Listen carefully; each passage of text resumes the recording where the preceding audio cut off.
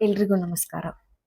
ಮತ್ತೆ ಮತ್ತೆ ಕಾಡುವಂತಹ ಕವಿತೆಗಳನ್ನು ಬರೆಯುವ ಮತ್ತು ಪ್ರಪಂಚದ ಬೇರೆ ಬೇರೆ ದೇಶಗಳ ಬೇರೆ ಬೇರೆ ಕವಿಗಳ ಜಾಡನ್ನ ಹುಡುಕ್ತಾ ಹೋಗಿ ಅವರ ಕವಿತೆಗಳನ್ನು ಓದಿ ಅದನ್ನು ಕನ್ನಡಕ್ಕೆ ಅನುವಾದಿಸುವ ಮತ್ತು ಹಾಗೆ ಅನುವಾದಿಸಿದ ಕವಿತೆಗಳನ್ನು ಓದುವಾಗ ನಮಗೆ ಒಂದು ಕ್ಷಣಕ್ಕೂ ಕೂಡ ಇದು ಅನುವಾದಿತ ಕವಿತೆಗಳು ಅಥವಾ ಕನ್ನಡಕ್ಕೆ ಬೇರೆ ಭಾಷೆಯಿಂದ ಬಂದ ಕವಿತೆಗಳು ಅಂತ ಅನ್ನಿಸದ ಹಾಗೆ ಅನುವಾದಿಸುವ ಚೈತ್ರ ಶಿವಯೋಗಿ ಮಠ ಅವರ ಆಕಾಶ ನದಿ ಬಯಲು ಕವನ ಸಂಕಲನದಿಂದ ಇನ್ನೊಂದು ಕವಿತೆಯನ್ನು ಇವತ್ತಿನ ಓದಿಗಾಗಿ ಆಯ್ಕೆ ಮಾಡ್ಕೊಂಡಿದ್ದೀನಿ. ಈ ಕವಿತೆಯ ಹೆಸರು ಬುದ್ಧನ ಕೊನೆಯ ಸೂಚನೆ.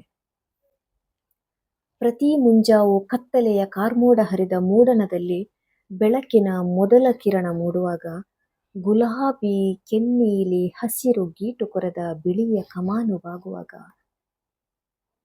ಬೆಳಕಾಗು ಆರುವ ಮುನ್ನ ಬುದ್ಧನಂದ ಮಾತು ನೆನೆಯುವೆ.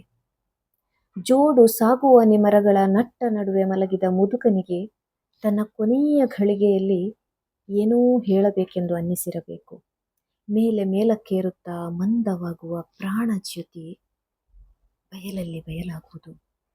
ಸುತ್ತ ನೆರೆಯುವ ಲೋಗರು ಮುಂದಕ್ಕೆ ಕಿವಿ ನೀಡಿ ಕೇಳಿಸಿಕೊಳ್ಳುವರು.